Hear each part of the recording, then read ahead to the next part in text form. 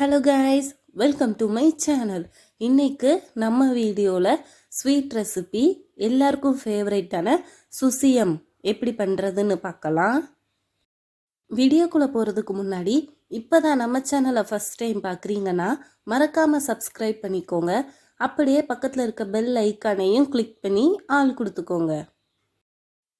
இன்னைக்கு நம்ம வீடியோவில் சக்கரவள்ளிக்கிழங்கு வச்சு சுசியம் எப்படி பண்ணுறதுன்னு தான் பார்க்க போகிறோம். சக்கரவள்ளிக்கிழங்கு சுசியம் செய்ய தேவையான இன்க்ரீடியன்ட்ஸ்: சக்கரவள்ளிக்கிழங்கு 400, அதை நல்லா வேக வச்சு தோல் எடுத்து வச்சுருக்கேன். மைதா மாவு 200, மஞ்சப்பொடி 1 பிஞ்ச், தேங்காய்ப்பூ 1/2 கப், வெல்லம் 3/4 கப், பாசிப்பருப்பு 50, அதை நல்லா வேக வச்சு எடுத்துக்கோங்க. வேக வச்சு எடுத்த சக்கரவள்ளிக்கிழங்க நல்லா மசிச்சுக்கோங்க. சுசியத்துக்கு உள்ளே வைக்கிற ஸ்டஃபிங் ரெடி பண்ணிக்கலாம். அதுக்கு ஒரு பேனில் லோ ஃப்ளேம்லையே எடுத்து வச்சுருக்கிற வெல்லத்தை ஆட் பண்ணிக்கோங்க. கொஞ்சமாக தண்ணி சேர்த்து வெல்லத்தை நல்லா மெல்ட் பண்ணிக்குவோம். வெல்லம் எல்லாம் நல்லா கரைஞ்சி கேராமல் மாதிரி வரணும்.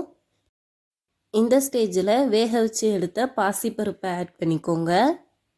பாசிப்பருப்பை வெல்லத்தோட நல்லா மிக்ஸ் பண்ணிக்கோங்க. இதோட தேங்காய் பூ ஆட் பண்ணிக்கலாம். தேங்காய் பூவையும் மிக்ஸ் பண்ணி விட்டுக்கோங்க.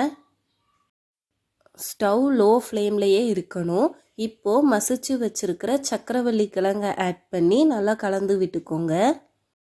ஏலக்காய் பொடி 1 ஸ்பூன், நெய் 1 ஸ்பூன், ரெண்டுமே சுசியத்துக்கு நல்ல ஃப்ளேவர் கொடுக்கும். ஏலக்காய் பொடி, நெய் ரெண்டும் எல்லா பக்கமும் போகிற மாதிரி மெதுவாக மிக்ஸ் பண்ணி விட்டுருங்க. இதை போல் அடியில் ஒட்டாமல் அல்வா மாதிரி ஒன்று சேர்ந்து வரணும். அவ்வளோதான், சுசியத்துக்கான ஸ்டஃபிங் ரெடி.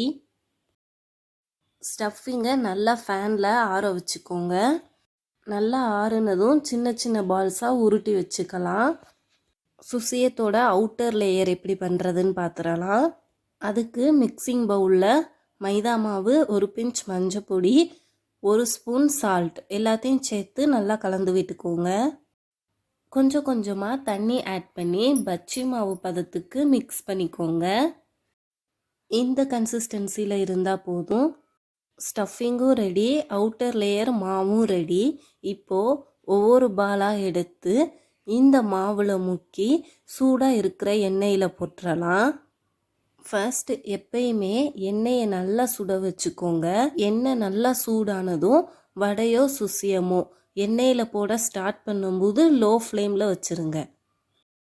லோ ஃப்ளேம்லையே வச்சு பண்ணாதான் ஈவனாக குக் ஆகும். அடிப்பக்கம் நல்லா வெந்ததும் மறுபக்கம் மெதுவாக திருப்பி விட்டுக்கோங்க. அவ்வளோதான், 2 பக்கமும் நல்லா வெந்ததும் சுசியமை வெளியே எடுத்துடலாம். அவுட்டர் லேயர் நல்லா மொறுமொறுன்னும் உள்ளே நல்லா சாஃப்டாக வெந்திருக்கு. ரொம்ப ஈஸியான ரெசிபி தான். ஸோ கண்டிப்பாக நீங்களும் வீட்டில் ட்ரை பண்ணி பாருங்கள். எல்லாரும் விரும்பி சாப்பிடுவாங்க. வீடியோ பிடிச்சிருந்தா மறக்காமல் லைக் பண்ணுங்கள், ஷேர் பண்ணுங்கள், சப்ஸ்கிரைப் பண்ணுங்கள். தேங்க்யூ.